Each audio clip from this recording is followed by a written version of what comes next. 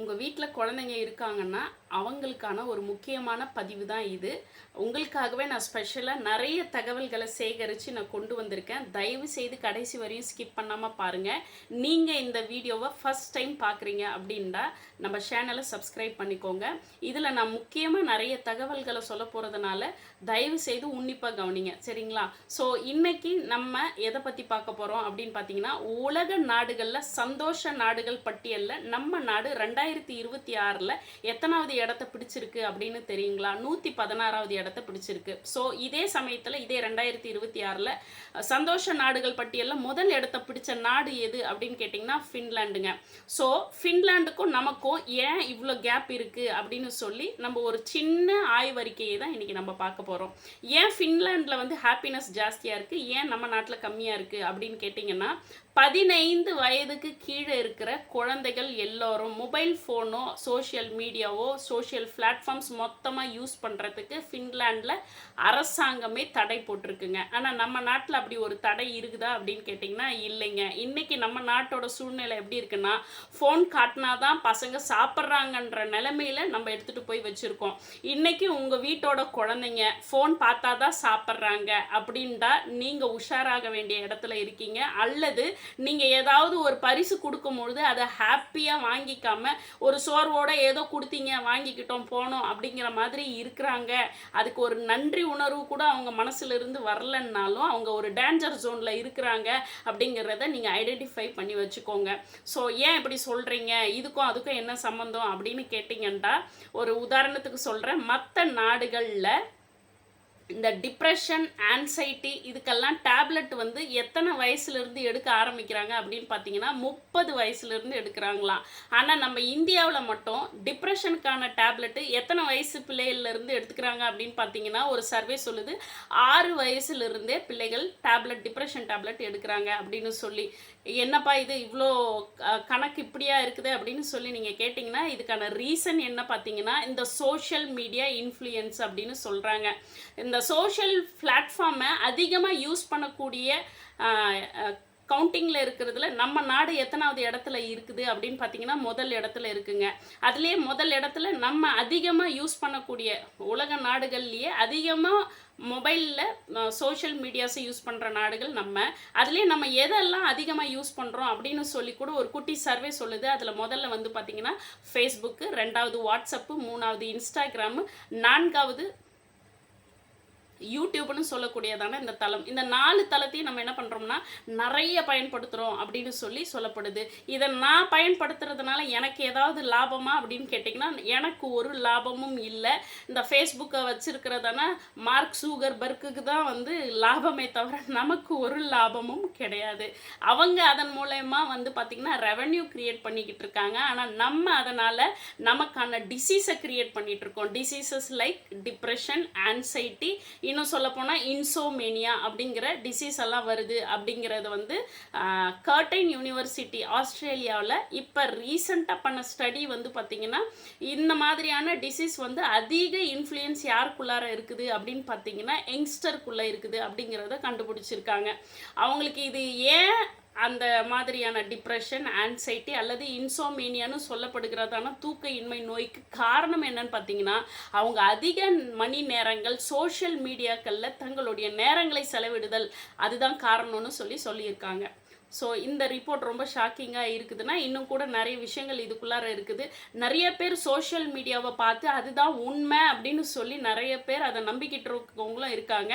ஆனால் அதையும் தாண்டி உள்ளுக்குள்ளார இன்னொன்று சில தகவல்கள் இருக்குது. முதல் தகவல் என்ன அப்படின்னு பார்த்தீங்கன்னா, சோஷியல் மீடியாவில் நிறைய பேர் ஸ்டேட்டஸ்னு ஒன்று போடுறாங்க இல்லைங்களா? நம்மளும் கூட நிறைய பேர் அதில் ஸ்டேட்டஸ் வைப்போம். இதில் பார்த்திங்கன்னா இந்த குழந்தைங்க டிப்ரெஷனில் போகிறதுக்கான ரீசன் இது சொல்லப்படுது. என்னன்னு பார்த்தீங்கன்னா, அவங்க ஸ்டேட்டஸ் வைக்கும் பொழுது அவங்க எதிர்பார்க்குற ஆள் அதை அப்ரிஷியேட் பண்ணலைன்னாலும் டிப்ரெஷனில் போயிடுறாங்களாம். அல்லது அவங்களுக்கு நிறைய லைக்ஸோ இல்லது நிறைய பேர் கமெண்ட்ஸோ வரலைன்னாலும் கூட டிப்ரெஷனில் போயிடுறாங்களாம். ஆனால் இதை பற்றியே தானே இன்னொரு அறிக்கை என்ன சொல்லுது அப்படின்னு பார்த்தீங்கன்னா, சோஷியல் மீடியாக்களில் 75% எதுக்காக வந்து தங்களுடைய ஃபோட்டோவை போஸ்ட் பண்ணுறாங்க அப்படின்னு பார்த்தீங்கன்னா 4 பேர் லைக் பண்ணணுங்கிறதுக்காகவும் அதில் ஒரு 10 பேர் கமெண்ட் பண்ணணுன்றதுக்காகவும் அதில் எல்லாரும் கமெண்ட் பண்ணுறவங்க எல்லாம் ஏன் பண்ணுறாங்க அப்படின்னு சொல்லி கூட ஒரு சர்வே சொல்லுதுங்க. எதுக்காகன்னா நாளைக்கு அவர் போஸ்டர் போடும்போது அவரோட போஸ்டரை நீங்கள் அவருக்கு கமெண்ட் பண்ணுன்றதுக்காக தான் அவர் உங்களுக்கு கமெண்ட் பண்ணுறாரே தவிர உண்மையிலே நல்லா இருந்துச்சுன்ற நோக்கத்துக்காக இல்லை. மற்றவங்களை பாராட்டணுன்ற நோக்கம் கூட இன்னைக்கு காலகட்டத்தில் யாருக்கும் இல்லை அப்படின்னு இந்த ஸ்டடி சொல்லப்படுதுங்க. ஸோ மேற்கொண்டு பார்த்தீங்கன்னா இன்றைக்கி காலகட்டத்தில் ஸ்டேட்டஸுங்கிறத நம்ம பார்த்தீங்கன்னா ஃபேஸ்புக்லேயும் வைக்கிறோம், வாட்ஸ்அப்லேயும் வைக்கிறோம், அதே சமயத்தில் நம்ம இன்ஸ்டாகிராம்லேயும் வைக்கிறோம். இதில் எல்லாம் நம்ம ஸ்டேட்டஸ் வைக்கிறதுக்கான ரீசன்ஸ் என்ன அப்படின்னு சொல்லி ஒரு 2000 பேர்கிட்ட பண்ண ஆய்விலிருந்து ஒரு முடிவு சொல்லியிருக்காங்க. 75% ஏன் ஸ்டேட்டஸ் வைக்கிறாங்க அப்படின்னா நான் எப்படி இருக்கிறேன் அப்படிங்கிறத தன்னைத்தானே பெருமைப்படுத்தி காட்டிக்கொள்றதுக்காக தான் வைக்கிறாங்களாம். அதை நிறைய பேர் பார்த்து அவங்கள கமெண்ட் பண்ணணும், அவங்கள ஆஹா ஓஹோன்னு சொல்லணுங்கிறதுக்காகவே தான் 75% ஸ்டேட்டஸ் வைக்கிறாங்க அப்படின்னு சொல்லி இந்த ஆய்வு சொல்லுதுங்க. ரெண்டாவது ஒரு விஷயம் என்ன சொல்லப்படுது அப்படின்னு பார்த்தீங்கன்னா ஒரு 10% பார்த்தீங்கன்னா மற்றவங்களை ஸ்ட்ரெஸ் ஆக்கிறதுக்காகவும் மற்றவங்க பொறாமைப்பட வைக்கிறதுக்காகவே பார்த்தீங்கன்னா அவங்க அந்த ஸ்டேட்டஸை வைக்கிறாங்க அப்படின்னு சொல்லப்படுது. இன்னும் ஒரு 10% எதுக்காக ஸ்டேட்டஸ் வைக்கிறாங்கன்னா மற்றவங்களுக்கு மனசில், அதாவது அவங்க ஒரு பர்டிகுலர் பர்சன் வச்சுருப்பாங்க, அவங்க மனசில் ஒரு சிம்பத்தியை விதைக்கிறதுக்காக தான் ஸ்டேட்டஸ் வைக்கிறாங்க அப்படின்னு அந்த ஆய்வு சொல்லப்படுது. இன்னும் ஒரு 5% ஒரு பர்த்டே விஷோ ஏதோ வைக்கிறாங்க அப்படின்னா அது எதனால் வைக்கிறாங்கன்னு பார்த்தீங்கன்னா அவங்க வீட்டில் பண்ணப்படுகிற கம்பல்ஷனால் வைக்கிறாங்க அப்படின்னு சொல்லப்படுதுங்க. இதுக்குள்ளார நீங்கள் தலையை விட்டு பார்த்தீங்கன்னா எதுவுமே நிஜம்ன்றது இல்லை. ஏதோ ஒரு மாயை பின்னாடி ஓடிக்கிட்டு இருக்கோம். அதுலேயே இது கிடைக்கல அப்படிங்கிறதுக்காகவே ஸ்ட்ரெஸ் ஆக்கிக்கிறதோ டிப்ரெஷன் ஆக்கிக்கிறதோ நம்ம உடலை நம்மளே கெடுத்துக்கிறதுக்கு சமானம். ஒரு காலகட்டத்தில் நம்ம அப்பாவோ அம்மாவோ நமக்கு ஒரு சின்ன பரிசு கொடுத்தாலும் நம்ம சந்தோஷமாக வாங்கி அதுக்காக தேங்க்ஸ் எல்லாம் சொல்லுவோம்.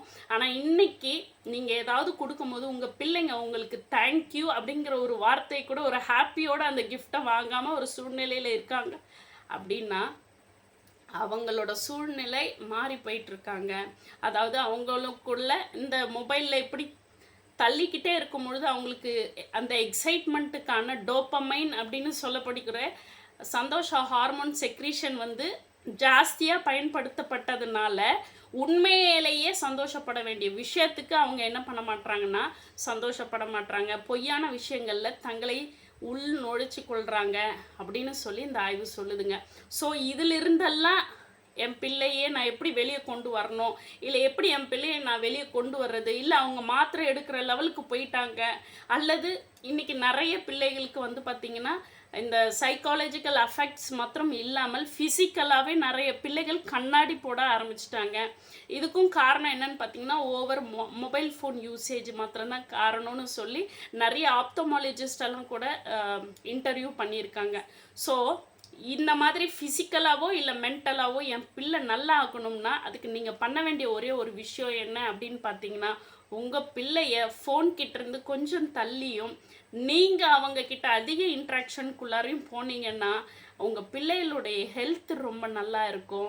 இதை நான் கருத்தில் கொண்டு இனி டெய்லி ஆக்டிவிட்டீஸில் அவங்களுக்கு ஃபோன் இன்ட்ராக்ஷனை கம்மி பண்ணிவிட்டு உங்களோட இன்டராக்ஷனை அதிகப்படுத்தினீங்கன்னா உங்கள் பிள்ளைகளுக்கு வரக்கூடிய பேராபத்திலிருந்து நீங்கள் அவங்கள பாதுகாக்கலாம்.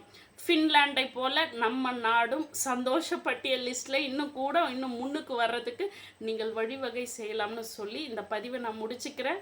இவ்வளோ நேரம் பொறுமையாக பார்த்ததுக்கு நன்றி. வேற ஒரு நல்ல தகவலோடு உங்களை நான் சந்திக்கிறேன்.